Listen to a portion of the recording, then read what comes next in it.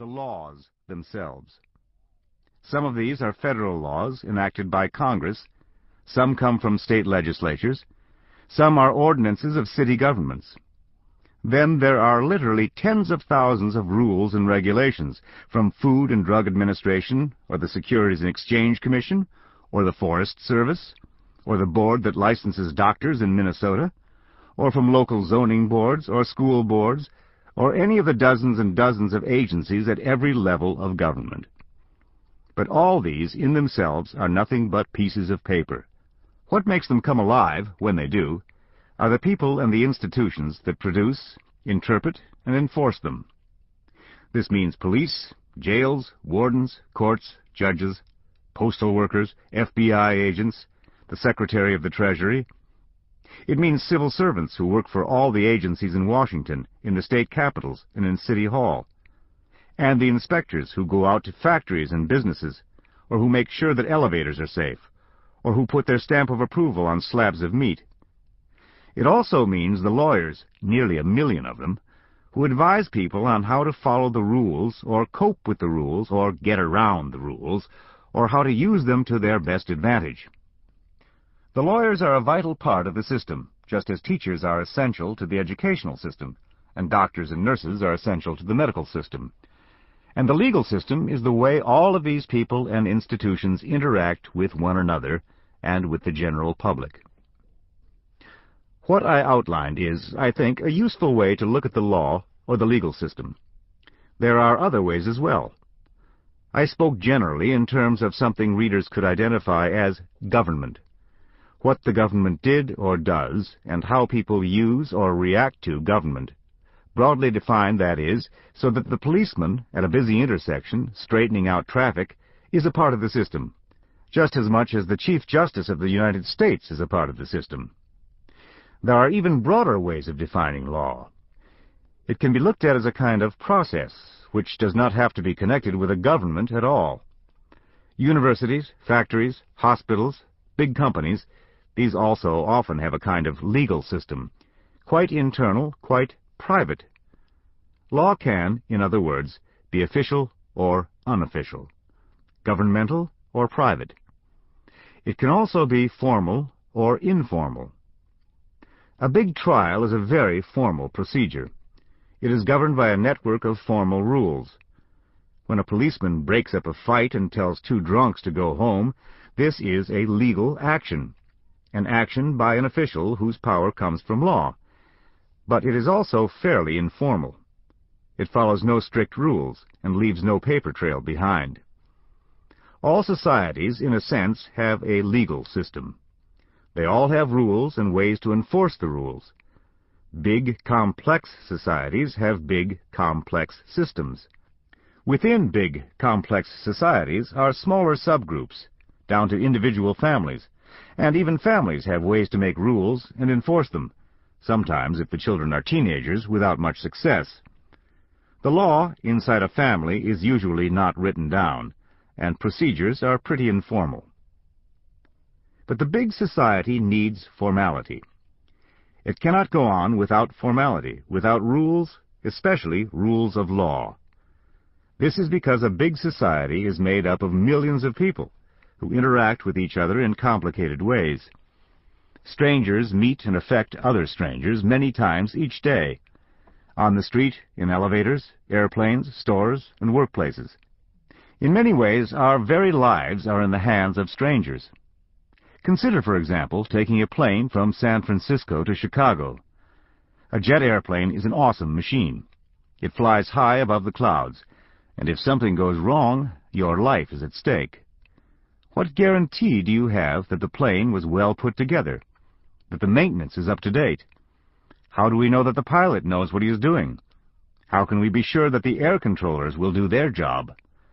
We have no personal knowledge or control over any of these people. Not the pilot, not the air controllers, not the maintenance crew, or the factory workers who worked on the plane. For this and 100 other daily events, people have to rely on something else. That something else is the law. There is a social demand for rules and regulations about air safety, the way planes are made, air traffic control, and so on. Of course, a society can function without such rules. People can take chances if they wish. But in the modern state, the social demand for regulation is a fact. And air safety is one of the fields where the demand is quite strong.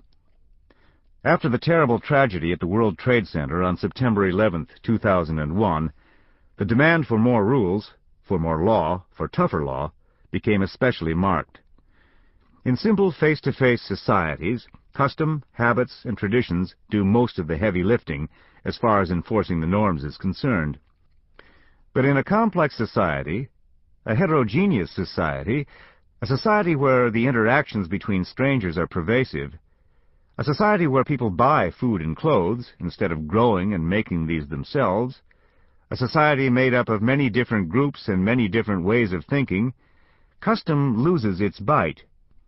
Traditions give up their grip, and society comes to depend on other ways to control whatever forces and objects and people the society wants to control. This mechanism is what we call law. Social control still, of course, depends heavily on customs, habits, and traditions. And the law does not come out of nowhere. It builds on these customs, habits, and traditions. But it adds to them the bite and the sting of collective rules and collective enforcement. This, of course, would be true of any modern society. It would be just as true of Italy or Japan as it is true of the United States. And, in fact, all of these societies and their legal systems do have a lot in common. But they also, all of them, have features that make them distinctive, unique. What is distinctive about American law compared, say, to the law of Italy or Japan? To begin with, our legal system is a common law system. The common law is one of the many families of legal systems in the world. Legal systems come in clusters of relatives. Legal systems are a little bit like languages in this regard. French, Spanish, and Italian are Romance languages. They are independent languages, but they have a lot in common, mostly because they have a common ancestor, Latin.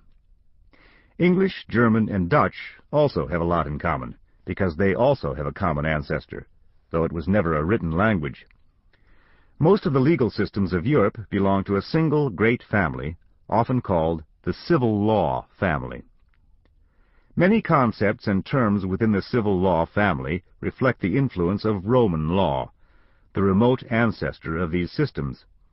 In the Middle Ages, to make a long story short, Roman law was rediscovered, reworked, and received by most European societies. It began to be studied in the universities, and it became the basis of the various national systems. There was one prominent European holdout, the English. They never took part in the reception of Roman law. Instead, they on the whole stayed true to their native system, the so-called common law. As things turned out, the English became lords of a huge empire, and they carried their language and their legal system with them throughout the empire. The common law, therefore, became the basis of the legal systems in all the English-speaking colonies, though not only in those. It was natural for settlers in, say, Massachusetts or Australia to make use of the only legal system they knew and were familiar with, just as it was only natural for them to use the only language they were familiar with, which was English. Just as the sun never set on the British Empire at its height, it never set on the old common law. The common law, then, forms the raw material of the law of England, its colonies, its former colonies, and the colonies of colonies. It is the basis of the systems in Canada, outside of Quebec, in Australia and New Zealand, in Trinidad and Barbados and the Bahamas, and in many other countries that were once part of the British Empire. It is the core of the law in Nigeria and the Gambia and Singapore. But nobody outside this circle of English domination, in fact, has ever adopted the common law. In modern times, a number of non-Western countries have shopped around for a Western legal system which they thought would do a better job of catapulting them into the contemporary world than their indigenous systems. Japan and Turkey are famous examples. In no case did such a